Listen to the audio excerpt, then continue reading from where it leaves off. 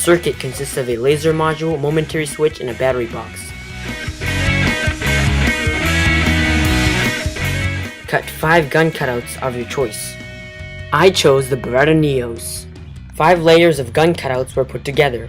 The middle of the gun was cut out to fit the circuit. Insert the circuit into the gun housing.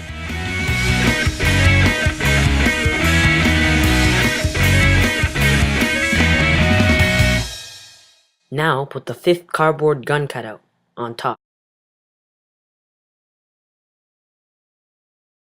This is what the cardboard pistol looks like after gluing everything together.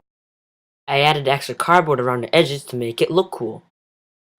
You can open up the back to reveal the battery box.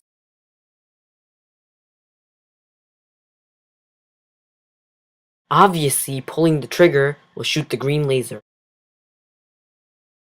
I sprayed the laser gun and now it is silver.